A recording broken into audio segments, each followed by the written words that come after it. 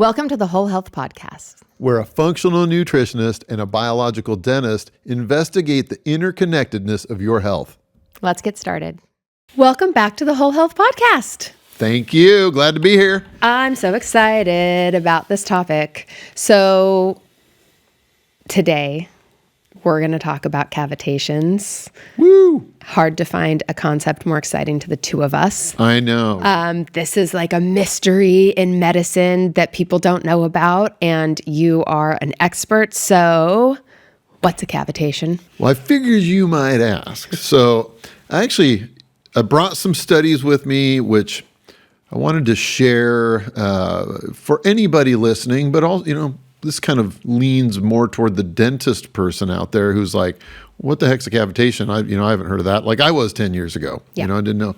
No idea. So in this study entitled Fatty Degenerative Osteonecrosis of the Jaw, FDOJ, which is an acronym commonly used to describe cavitations, Bridging Molecular Insights and Clinical Practice, that's the name of the study. They describe it, fatty degenerative osteonecrosis of the jaw, aka a cavitation, is a chronic inflammatory condition that is characterized by molecular disruptions in bone metabolism and necrotic bone marrow within the jawbone cavities. Yikes. So it's dead, fatty-filled tissue inside of jawbones that releases chemical messengers that we call chemokines that then circulates throughout the body. And for some people, those can be related to stimulate other negative health issues and symptoms. You said fatty and necrosis in one definition, which just sounds terrifying, really, when we're talking about something being within the bone, because it means fatty and dead. It's the wrong kind of fat, is not the tissue you want there, Correct. And it's dead. Okay, so let's back up from what it is. How does it happen? There's the question. So, how do these things form? Yes. Right? So the typical path for so many human adults, more often than not, people who are having wisdom teeth extracted. If we took a poll of people in the studio today, how many people have had wisdom teeth extracted? Probably be the majority. Is that because here comes the word, needed wisdom teeth extraction? Who knows? Certainly it can be appropriate for a lot of people to remove them. They're not in the right position. They're decayed, whatever. But the issue here is that when a tooth is removed, you're a pretty smart gal. What are the things that are then exposed? You've breached a barrier. You like any barrier in the body. And now you have porous jawbone that is exposed to the oral environment, which, as we know, is teeming with microbes. And what we're taught in dental school is, you do your very best to get that tooth out as safely and kindly as possible. And, if there's soft tissue gunk in there, you're scooping that out, let's hope, because you don't want to leave frank infection behind. But, then you take some moist gauze, put it over that open hole, have them hold some pressure on there, and what you're praying for is that the blood clot that forms will have enough integrity that it can then slowly turn into new bone, new gum tissue. What the science tells us is that in almost every tooth extraction site, a cavitation deep within the bone system, when that's the way we approach it, throw some gauze in the mouth, pat the patient on the back, and see you later, they will form a cavitation inside of that jawbone. And because wisdom teeth it's such a common set of teeth for people to have extracted, and they're in very challenging locations in the mouth to even manage, right? Mm-hmm. You think about you've got gaping holes in your lower jawbone, right, food particles, and it's also kind of interesting when we consider who are the people that are generally speaking having those teeth taken out. Well, 18 to 22-year-olds. Why? They're eating great. Oh yeah. when you ask them not to drink Red Bulls and, whatever, Cheetos and things like that, of course, like that's not all, of course, but some are going to go out and just like, I'm just going to eat what I'm going to eat. But the point is, like, the blood clot in and of itself, it has no real structural integrity. Certainly we understand, we cut ourselves, we bleed, we get a blood clot. It's a scab, right? Yeah, you form a scab, you have fibrin that's sealing off your system. And that's generally, for most wounds, going to be a small area. But in the case of a tooth socket, it's not just soft tissue. It's not just gum tissue that's trying to heal. It's a literal hole in your jawbone that is trying to heal.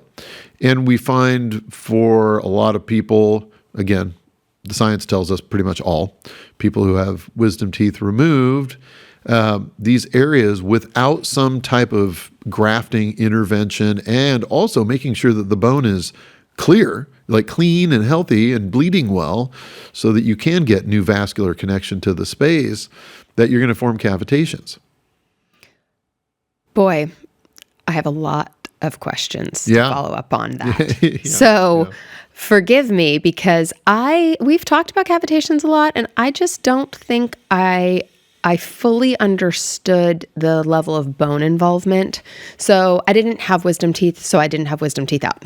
So I guess I just thought you take these teeth out, you clean it all out, and then you stitch everything up. And so the tissue covers, like the gum covers the area, and that blocks things from getting in. So you're telling me you extract these large teeth and you fill it with gauze.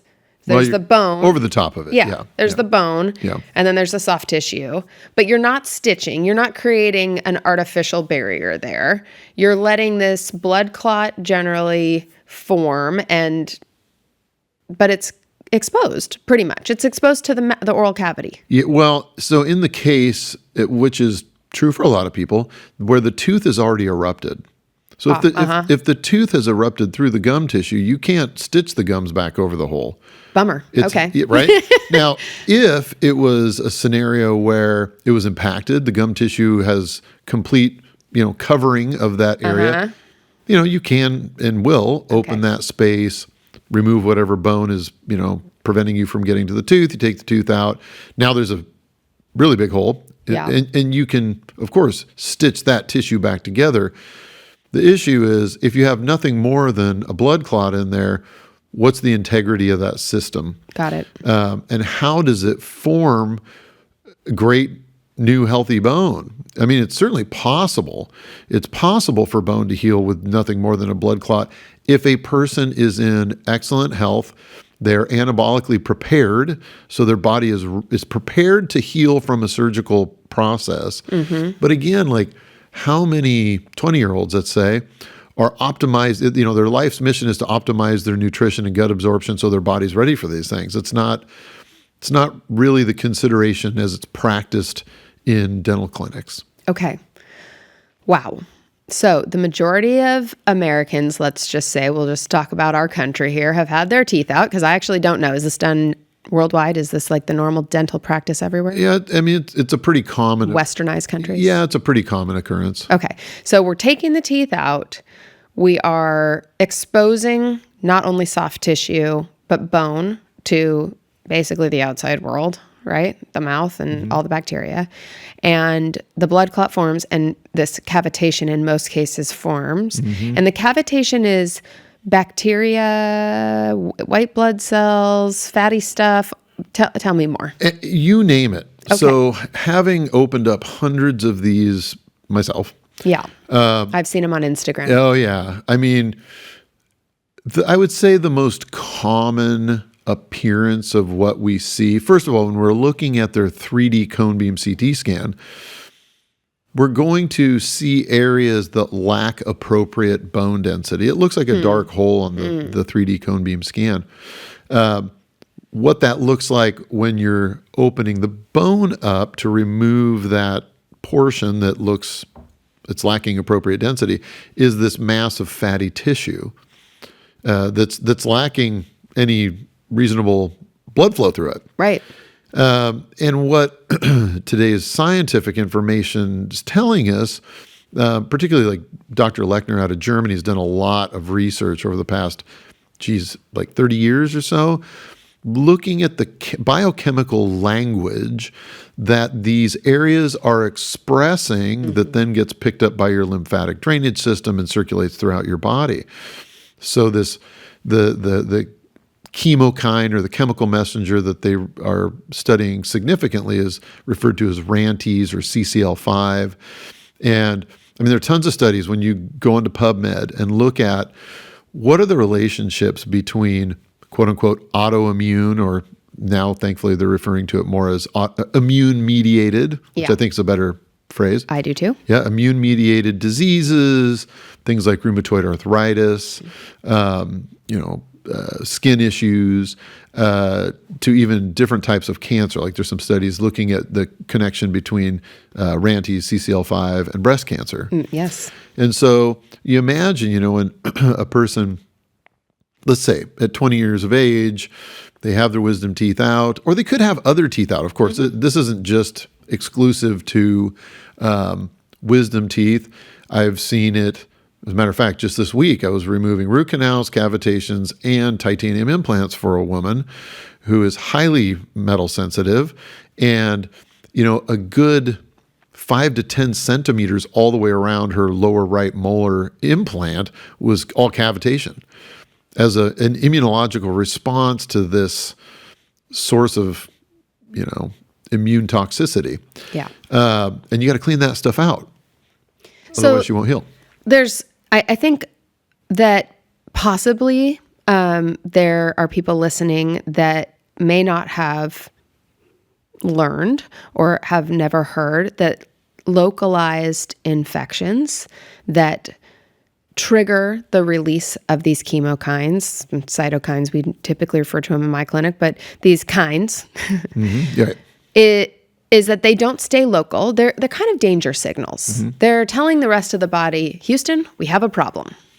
And while the infection may be local, and sometimes there are symptoms with infections like pain, right? But oftentimes in this case, there's no symptom. Right. Is that right?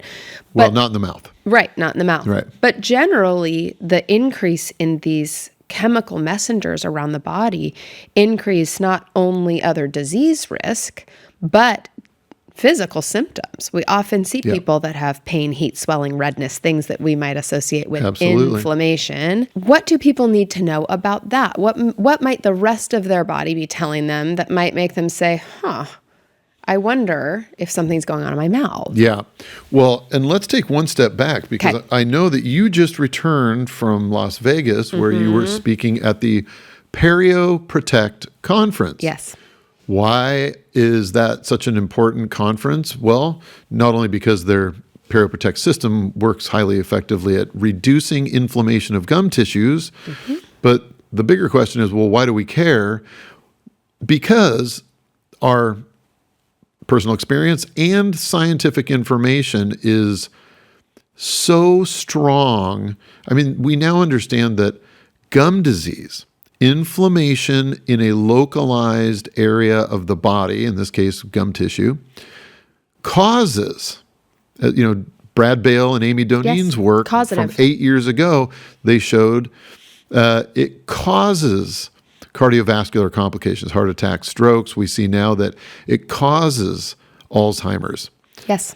So this is not, how is it that we can look at infection in one tissue in the mouth and say, absolutely, we all agree this is horrible, we got to treat it. Like you're crazy and it's malpractice if you don't treat gum disease. Yet the inflammation and the bone pathological changes that occur in these cavitation sites and around many root canals, we ignore that. By and large, and I think I'm going to find it. I printed out a really interesting article here from the American Association of Endodontists. Neco-lesions, pardon me for shuffling. Love it. Neco-lesions, which to give people context, we already talked about FDOJs, fatty degenerative osteonecrosis of the jaw. NECO was one of the first terms described about 35 years ago by a guy named Jerry Bucco. He's an oral pathologist, highly regarded oral pathologist. NECO, N-I-C-O, stood for and still stands for neuralgia-inducing, so nerve pain creating, neuralgia-inducing cavitational osteonecrosis, so dead bone. Okay. So you're saying these are areas that create nerve pain in a space of dead bone. Got it. Kind of makes sense, right? Dead bone might cause logical. Right next to your inferior alveolar nerve, probably is going to have some issues. They state NECO lesion, neuralgia-inducing cavitational osteonecrosis, also known as Ratner's bone cavity, was first described in dental literature in 1920 by G.V. Black, who was the father of modern dentistry. I mean, just as a starting point, Yeah. I'm like, wow, how about that? So we've been aware of this for well over a century, yet to bring it up in a conversation with any group of dentists, unlike,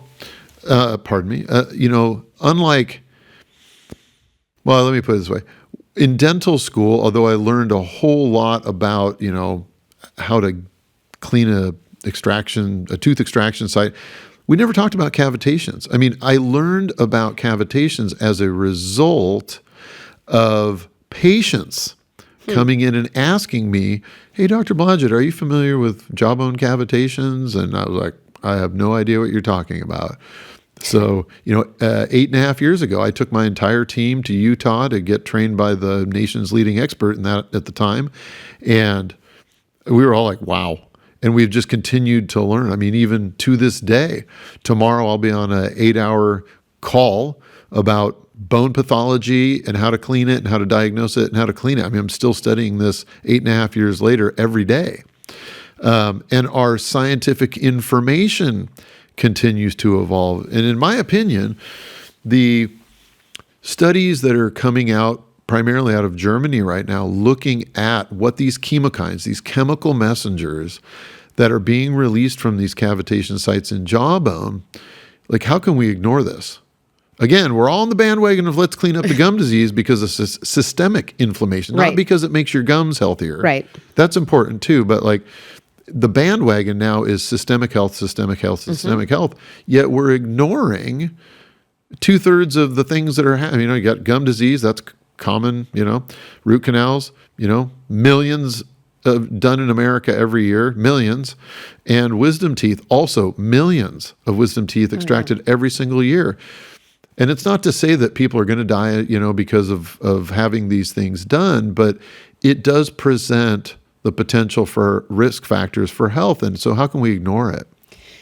And I want to back up because I think this is, we've touched on a couple of things, and I want to clarify something that you said about the causative factors involved in heart disease, Alzheimer's, and many other diseases we're now seeing, because we're not just talking about an increase in these chemical messengers that signal danger and cause inflammation everywhere.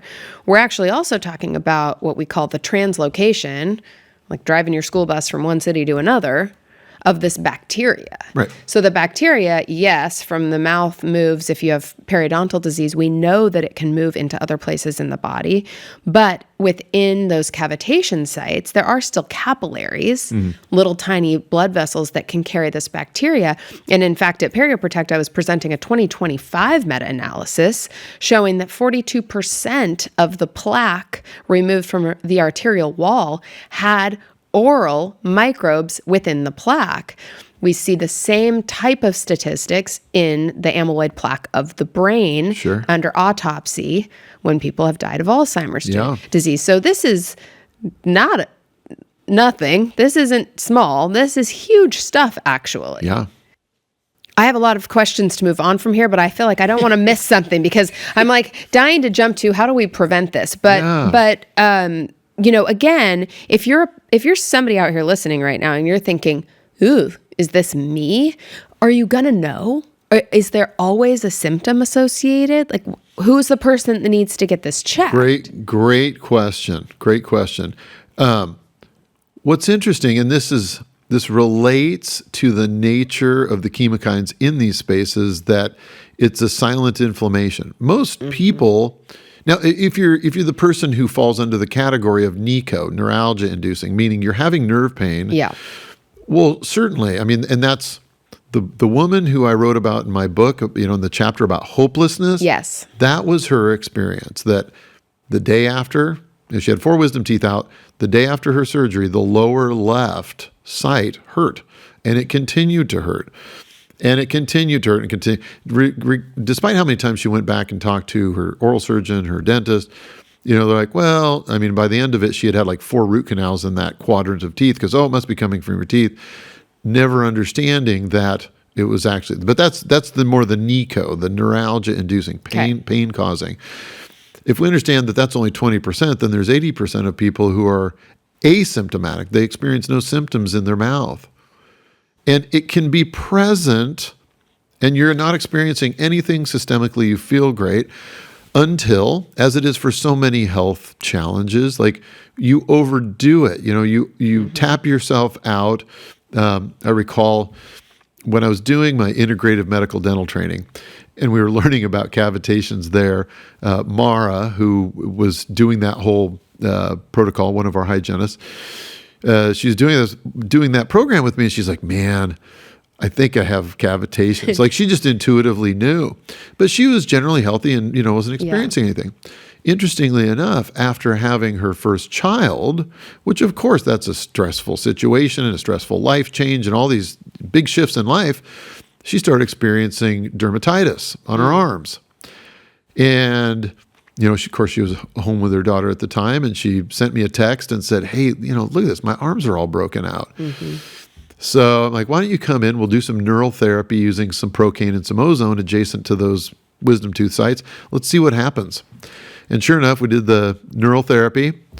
About 6 to 8 hours later, all of her skin symptoms were gone. They remained gone for 3 days, and then they came back.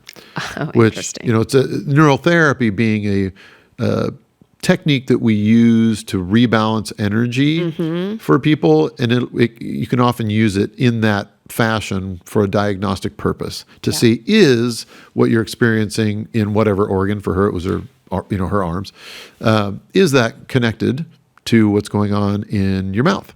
Because it basically turns the nerves off or numbs the nerves in some way, shape, or form, and then allows them to come back. And so there can be this receding of symptoms, and then... Well, from an energetic standpoint, and we've tested this and run studies to look at energy flow along these meridians using acupuncture meridian assessment, is that we'll test them. It's off. It's almost always low. Sometimes it'll be high, which would indicate acute inflammation, but usually it's indicating degeneration. Got it. So the energy is low. We do the neural therapy. The energy balances. Literally it balances.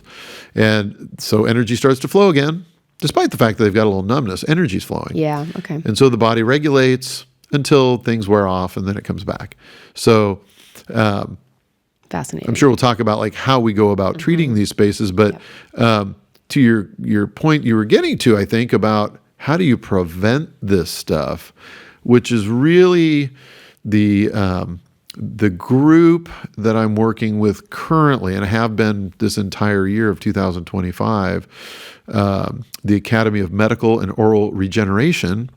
There are about 50 of us in this group from around the world, and our purpose is to utilize the latest research, look at best practices and protocols, look at how to optimize people's health and wellness, like preparing them for surgical intervention, so that when we clean these cavitation areas out, that their body can then regenerate after we do our cleansing and grafting and things like that. So that leads me to sort of 2 questions along the same line, I think. Maybe you're going to tell me they're not at all. Okay. Somebody comes in and just wants their wisdom teeth out. First go. Yeah. My kiddo's coming to see you for this here in a couple weeks. My daughter too. Okay. So that is, if you're thinking about it from that perspective, and you're removing the teeth first go around, what are you doing to prevent do your best.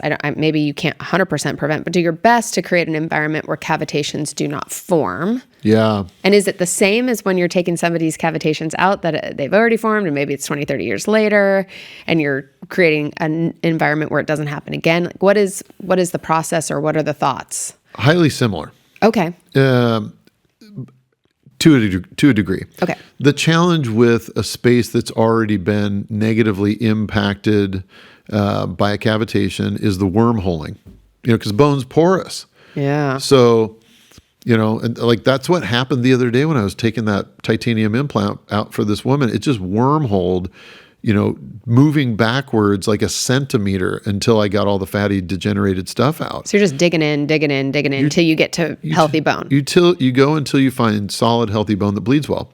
Huh. When it's still fatty stuff coming out, you have to keep cleaning. So it requires a lot of patience. It's not the kind of rush through surgery experience here. It's very thoughtful.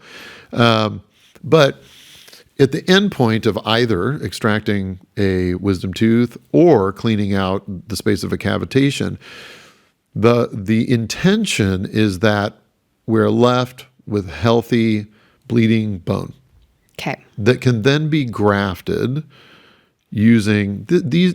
Currently, our standard is to use synthetic grafts, which allays the issues that you might run into using allograft, which is typically from a human source. Yeah. Because the studies show us that almost half of those have still some cellular component of that person. So it's just too much risk. Yeah. And so we want to decrease risk as much as possible. We take that grafting material and then use people's cells, their white blood cells, their fibrin from their blood, and sprinkle it over the graft, which turns it into a bone putty. Interesting. Which can be, for anybody who's ever played with themselves or with their kids with moon sand, the little pebbles that stick to each other. It's like that, which is manipulatable. It's very predictable to position it into these sites so that you're providing the substructure so that new healthy bone can form, and it has like substantive character. It won't just, you can't squish it like you would a blood clot. Interesting. So that's typically what we're placing in these sites. And then it's also visible when we then do a follow-up cone beam to verify that all the areas where we saw cavitational stuff got filled properly.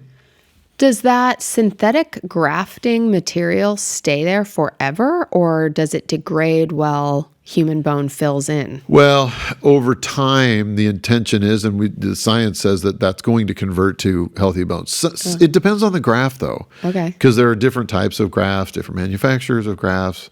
Does it depend on the human's health condition It as also well? depends, of course. Something about osteoblasts forming and being able to make their own bone? Yeah.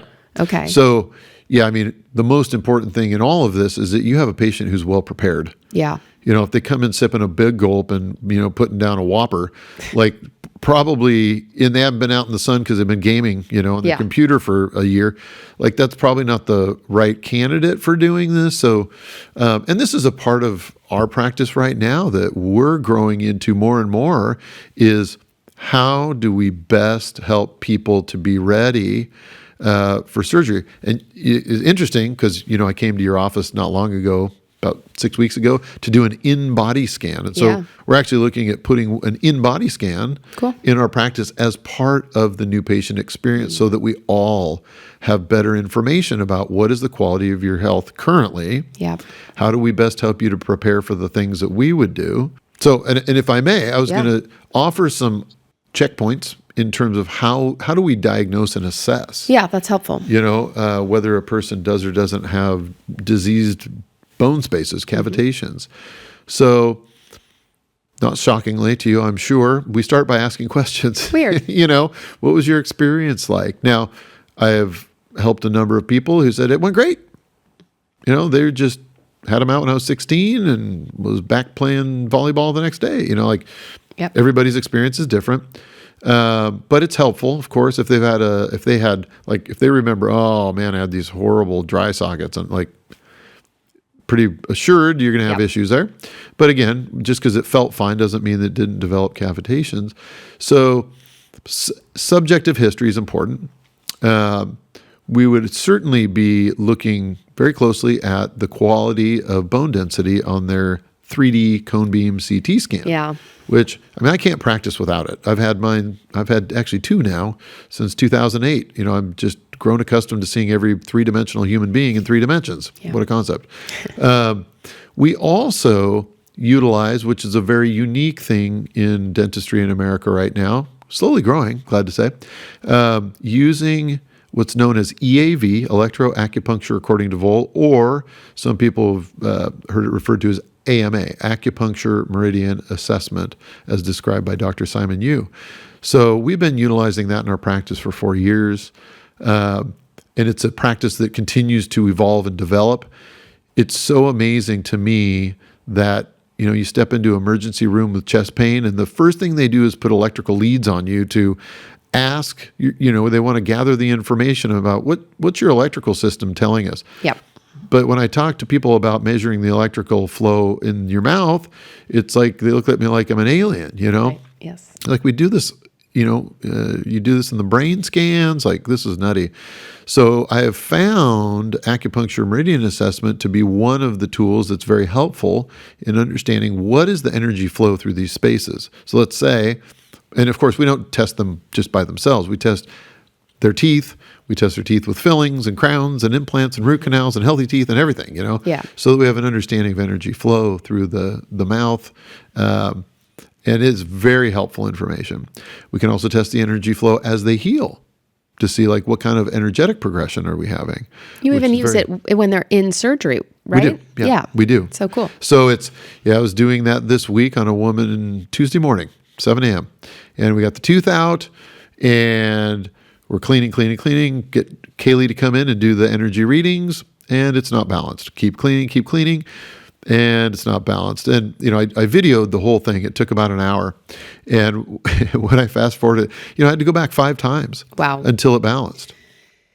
And I think this is really important because what you're saying is you can't necessarily see on visual inspection whether or not you've gotten everything out that is either dead or infected or whatever. You have to, you don't have to, you get to use this energy measuring system to see if energy is flowing properly. Correct. And what's interesting is we're not talking about a line or a dot. We're talking about a 3-dimensional cavity. Right. So when Kaylee is doing her measurements, I will touch, let's say the tongue side towards the back.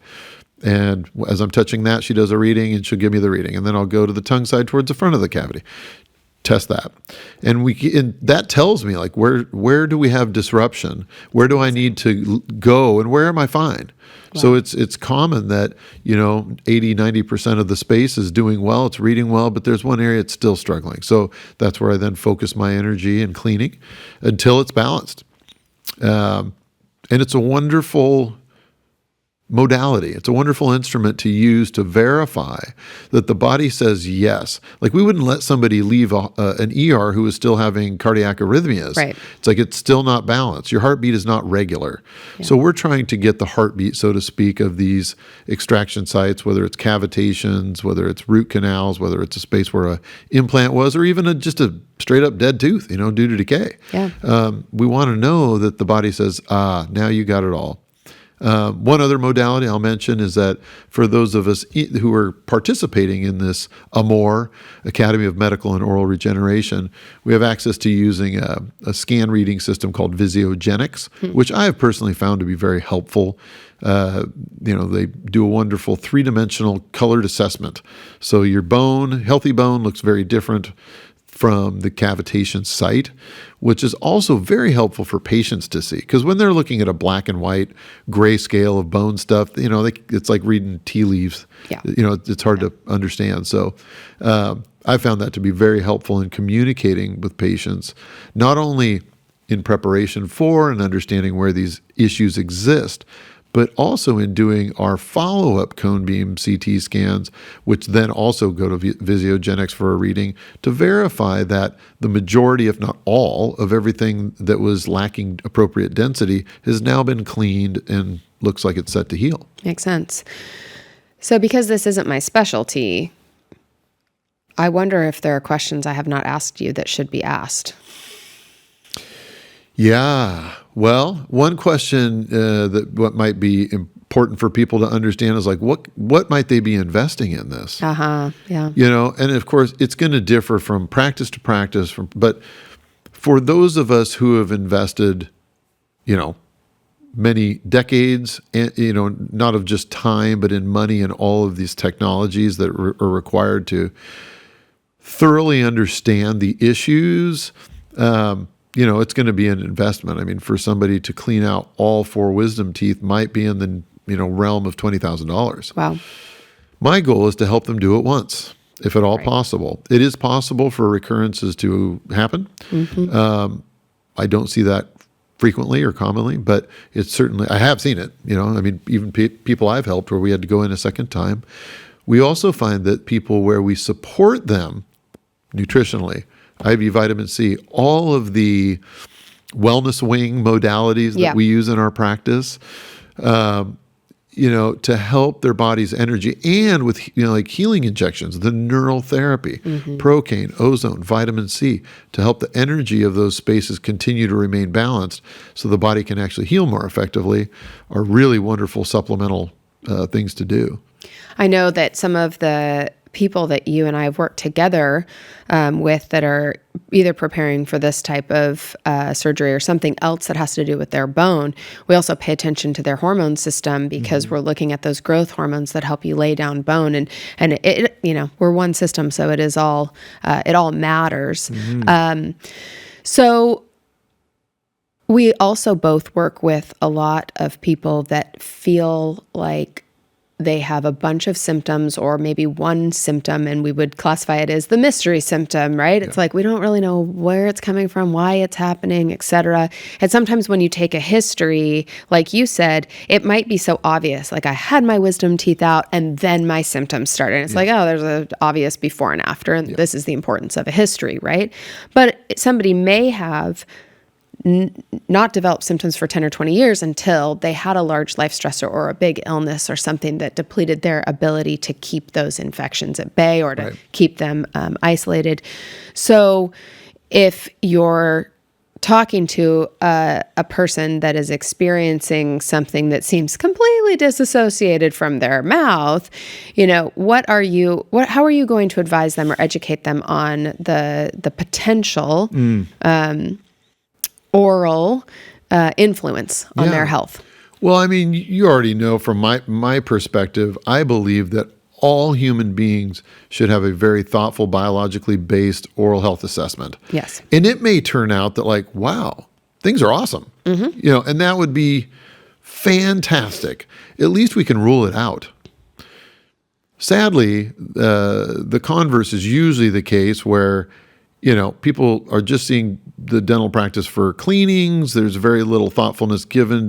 Rarely is it ever considered about, could it have been possible that when you had your wisdom teeth out 30 years ago, and it would be the dentist's, it's appropriate for the dentist to assess this, of course, particularly if they own a 3D cone beam CT scan, but it's not on the radar. Yeah. It literally is not part of traditional dental education right now. Maybe in the future it will be. I certainly hope so. But yeah, I mean, so what I would suggest is, one, people can come see us at Blodgett Dental Care. When I was maybe 2 months ago on Alex Clark's Culture Apothecary podcast, foolishly I said, hey, if anybody can reach out to us, and Claire will answer it on, and so I flooded Claire, poor girl, with all these, inquiries about where they could get help. But the good news is we've now had hundreds, if not thousands of people who are now in the hands of savvy, caring providers who not only know how to open a bone and clean it appropriately, but understand when it's appropriate, the diagnostic side, and that they approach care from a loving and humanistic perspective, which I think, in my opinion, those are all, for me to recommend anybody, we have to check those 3 boxes. So. Yeah, that makes sense. And kudos to you for pointing people in those directions, because I know you can't do it all. We got to help it. We got to help people. There are people around the country that, like you said, or maybe around the world that have the same philosophy you have. Is there anything else that you want people to know about this topic specifically?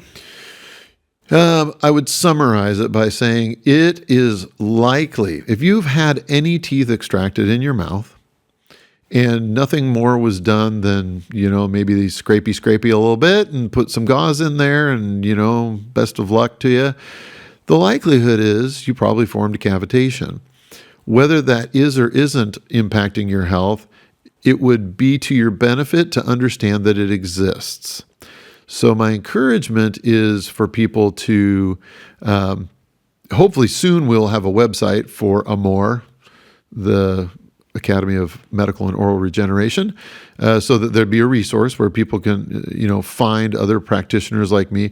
People are always welcome to go to my website, blodgettdentalcare.com, and send us a message, ask us how we can be of service.